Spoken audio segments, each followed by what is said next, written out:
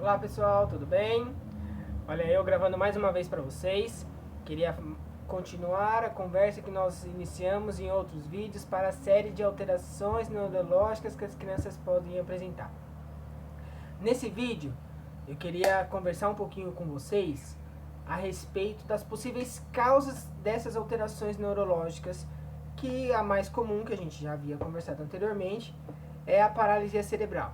Então, você que tem uma criança ou cuida de uma criança, é mãe, pai, avó, cuidador, tem uma criança com paralisia cerebral, aqui a gente vai conversar um pouquinho sobre as possíveis causas.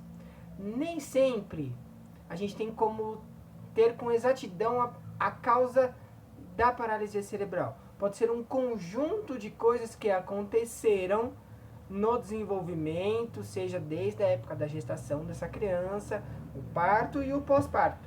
Tá? Pode ser um conjunto de coisas que levou com que ela tenha as alterações, tá certo? Mas eu acho que vale a gente lembrar um pouquinho que a criança ela está em desenvolvimento o tempo todo, tá?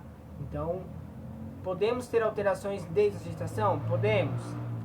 Podemos ter casos em que a gestação foi tudo certinho, todo pré-natal, nada de alteração, e ter alguma alteração no parto, e aí a partir daí a criança vir a desenvolver uma paralisia cerebral? Sim, podemos também, isso também pode acontecer, tá? Como também podem ter causas que sejam após o nascimento, e a criança também desenvolver a paralisia cerebral, tá? A forma como a paralisia cerebral vai se apresentar na criança, nós conversaremos em outros vídeos. Tá? Aqui a gente vai conversar um pouco sobre as possíveis causas, certo? Então, para que a gente possa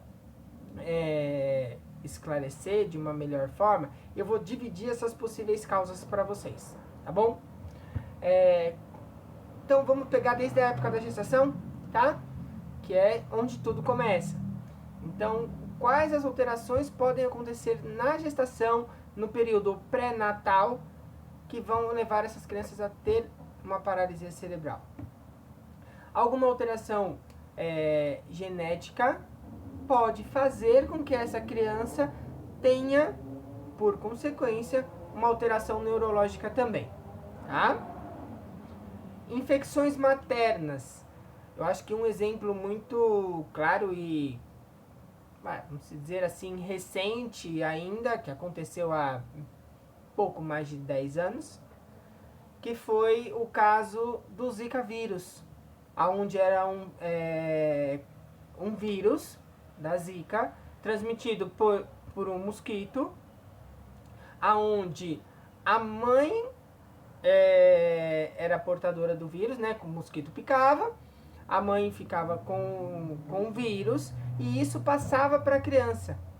Mas as alterações nas crianças, elas eram de uma forma mais severa, porque isso interferia, esse vírus interferia diretamente no desenvolvimento das crianças ainda na gestação, tá? Foi quando nós tivemos um aumento muito grande de crianças com paralisia cerebral em um período muito curto e também com microcefalia.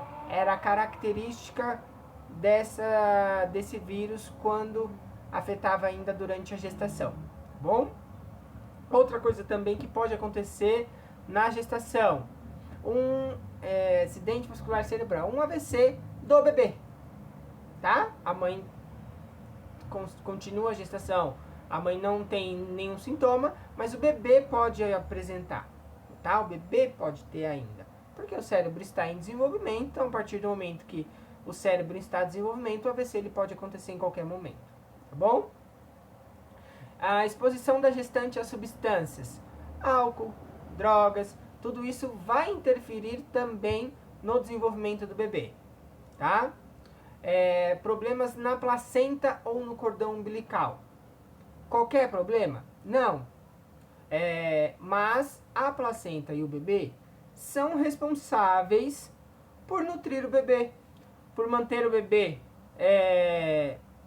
em desenvolvimento. Então, qualquer alteração que possa ter interferência no fluxo de sangue pro bebê, da mãe para o bebê. Se ele tem menos sangue, se ele recebe menos sangue, o bebê, ele pode ter uma alteração decorrente a isso, tá? E pode acontecer de ter alguma alteração cerebral no bebê pela alteração de fluxo sanguíneo, tá bom? Agora vamos passar para algumas alterações que podem acontecer no parto, tá? A falta de oxigenação do bebê, que é um nome mais comum de aparecer em laudos e resumos de alta na maternidade, por isso que é muito importante sempre ter um resumo de alta da maternidade da criança, tá bom? Porque ali muitas informações, mesmo que não ditas na hora, podem estar escritas e aí a gente consegue captar essas informações. A falta de oxigenação, a hipóxia neonatal, na hora do parto, por N motivos, tá? Pode acontecer a hipóxia no parto. Outro motivo também que pode acontecer, a prematuridade. Então, quanto mais prematuro for a criança, existe até uma classificação de prematuro, prematuro extremo, prematuro de muito baixo peso. Isso é um outro assunto que nós vamos abordar também em próximos vídeos. Então, me sigam para que a gente consiga passar esse material para vocês e outras coisas a gente ir esclarecendo também, tá bom? Mas a prematuridade é um outro fator de risco para alterações neurológicas. Quanto mais prematuro for, maior o risco, tá? Isso anda em paralelo. Então, quanto mais prematuro for, maior o risco. Ou uma coisa que acontece com menor frequência é o trauma da cabecinha do bebê na hora do parto. Às vezes acontece partos onde que o bebê tem algum trauma, algum choque na cabeça do bebê, bater a cabeça do bebê em alguma coisa. Isso pode gerar alguma alteração, leva-se a um traumatismo craniano, querendo ou não, um trauma na cabeça, tá? Outras alterações que nós temos no pós-parto, qualquer idade da criança, tá bom? Infecções, qual é a infecção mais complexa nesse caso, que pode levar a ter dano cerebral, uma alteração cerebral?